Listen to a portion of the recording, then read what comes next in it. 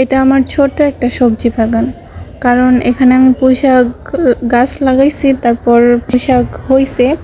এই নিয়ে 3 বার মানে এগুলো রান্না করলাম। তো আজকে আপনাদের সাথে শেয়ার করতেছি। সো আসসালামু আলাইকুম এভরিওয়ান, সবাই কেমন আছেন? আমিও ভালো আছি। শুরুতেই সালাম দিইনি আপনাদের, তার জন্য আমি দুঃখিত, কারণ আমি ভুলে গিয়েছিলাম। তো এই যে এগুলোকে কেটে নিয়ে আসছি, এখন ভালোভাবে ধুয়ে নেব। একটা একটা করে পাতা আমি সবগুলো ভালোভাবে ধুয়ে নেব। ধুয়ে নেবার পর মানে অনেক ময়লা ছিল, বালু ছিল, কারণ ওইখানে বালু ছিল প্রচুর। তারপর গাছের পাতা ছিল, তো অতটা যত্ন করা হয় না এখন, কারণ অতিরিক্ত পাতা পড়ে। যতই যত্ন করে রাখি না কেন, শুধু পাতা পড়ে, তার জন্য বেশি একটা ইয়ে করি না।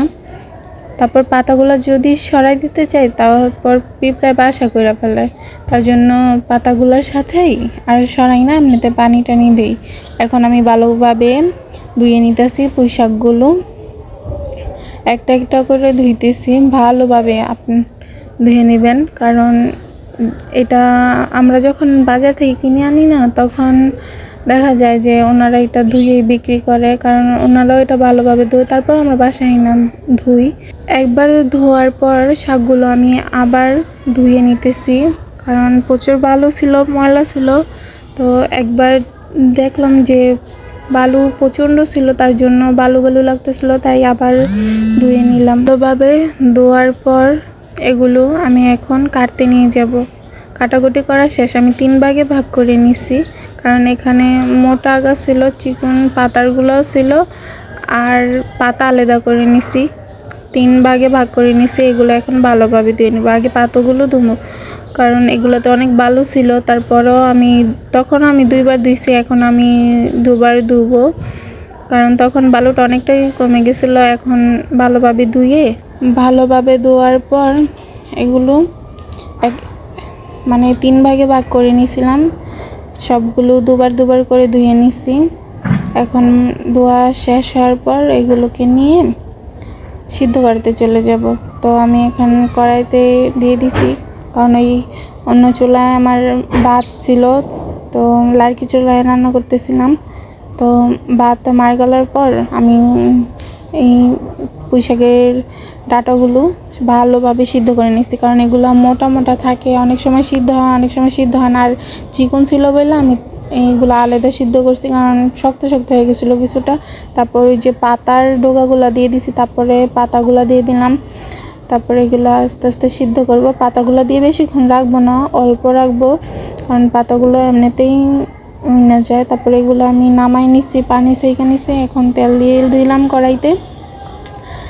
এবার দিয়ে দেবো আমি রসুন কুচি একটু হালকা গোল্ডেনভাবে ভেজে নেওয়ার পর এখন দিয়ে দিতেছি পেঁয়াজ কুচি। দেওয়ার পর এগুলো একটু ভাজার পর, কারণ আমার আগুনটা অনেক বেশি ছিল চুলায়, লাড়কি দিয়ে রান্না করতেছে, তো হালকা একটু হলুদ দিলাম।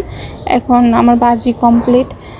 ভাজিটা একটু নেড়ে চেড়ে ভালোভাবে, হ্যাঁ এখানে আমি স্বাদ মতো নুনও দিয়েছি। লবণ দেওয়ার পর আমার আর কি ওইটা স্কিপ হয়ে গেছে, খেয়াল ছিল না। তারপর মুরগি রান্না করব।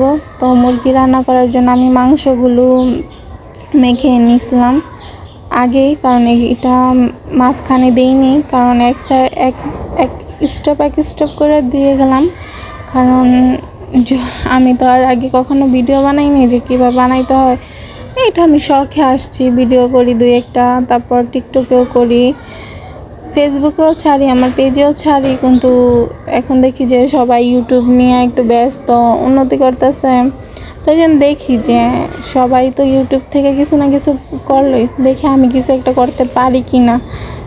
এখন আমার মাংসর মশলা কষানো হয়ে গেছিলো। তারপরে আমি মাংস ভেজে নেওয়া মাংসগুলো দিয়ে দিছিলাম। তারপর ওই যে ওখানে মুরগির চামড়া, কলিজা, গিলা, ঠ্যাং, মাথা এগুলো ছিল, এগুলো আমি ভালো করে ভেজে নেওয়ার পর ঢেলে নিব। এখন ঢালার পর এখন আমার তরকারিটা ভালোভাবে আমি জাল করে নেওয়ার পর, তো এখন উপরে জিরে গুঁড়ো দিয়ে